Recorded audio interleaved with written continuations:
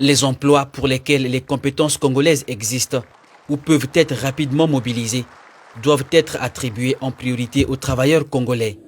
Cette mesure phare de la circulaire du 28 mai dernier, signée par le ministre de l'Emploi, de l'Entrepreneuriat et de la Formation qualifiante, est au centre de son dialogue stratégique avec l'Uni-Congo, l'UNOC, la Chambre de commerce de Brazzaville, les chambres consulaires et les dirigeants d'entreprises.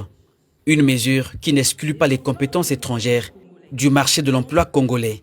Je voudrais préciser d'emblée que cette circulaire n'est nullement dirigée contre les entreprises, n'a pas pour objet de freiner vos activités, encore moins de remettre en cause vos besoins légitimes en main-d'œuvre qualifiée. Celle-ci vise plutôt à instaurer un cadre de travail plus clair, plus responsable et plus équilibré pour l'accès à l'emploi.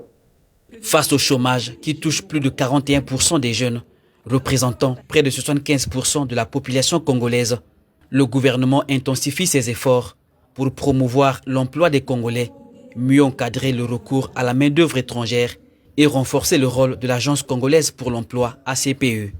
Le gouvernement de la République est conscient du rôle essentiel que jouent les entreprises pour la création des richesses, d'emplois et d'opportunités pour notre jeunesse. C'est pourquoi la mise en œuvre de cette circulaire devrait se faire dans un esprit de dialogue, de pédagogie et de responsabilité partagée. Au cours de leurs échanges, le ministre Rodrigue Charles Malanda Samba et les chefs d'entreprise ont mis un accent particulier sur l'adéquation entre les formations des jeunes et les besoins réels du marché de l'emploi. Il y a une autre circulaire qui a été mise en place pour valoriser le potentiel congolais, donc pousser les entreprises à employer des Congolais, mais surtout l'importance d'employer des personnes qui sont compétentes.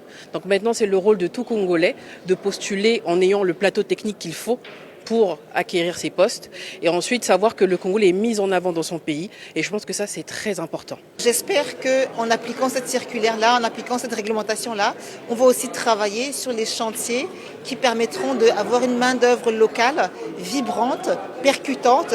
Les participants ont également été informés des mécanismes d'accompagnement de l'ACPE pour la gestion des offres d'emploi, l'identification des compétences disponibles, la certification des contrats de travail et la délivrance des autorisations d'emploi.